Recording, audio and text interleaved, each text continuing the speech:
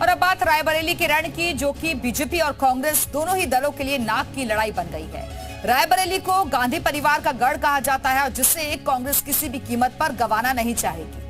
वहीं पिछले चुनाव में अमेठी पर जीत का परचम लहरा चुकी बीजेपी अब कांग्रेस से रायबरेली भी छीनने के लिए जोर आजमाइश में जुटी है।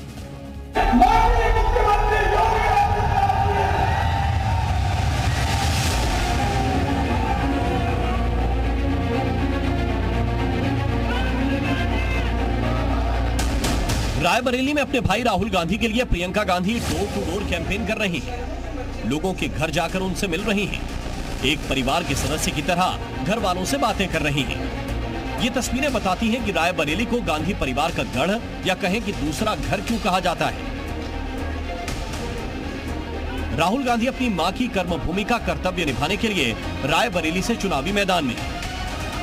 राहुल वक्त वक्त पर रायबरेली में जनसभाएं कर रहे हैं, जहां केंद्र की मोदी सरकार पर उनके हमले जारी हैं।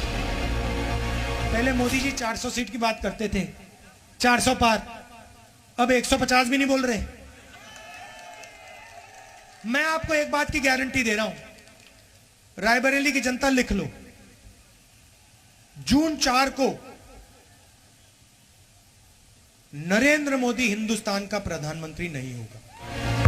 वहीं प्रियंका पिछले कई दिनों से रायबरेली में डटी हुई हैं। वो लगातार इलाके के लोगों से मिलकर अपने भाई के लिए जन समर्थन जुटा रही हैं। कांग्रेस के लिए वोट मांग रही हैं।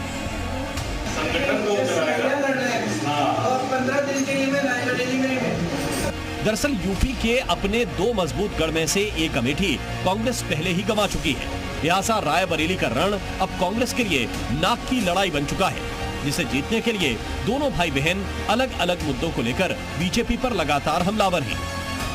नरेंद्र मोदी जो चाहते हैं 2-3 लोगों की सरकार, वो पूरी तरीके से चलाएंगे।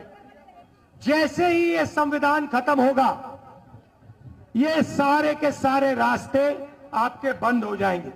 भाजपा ने रायबरेली के लिए क्या किया है?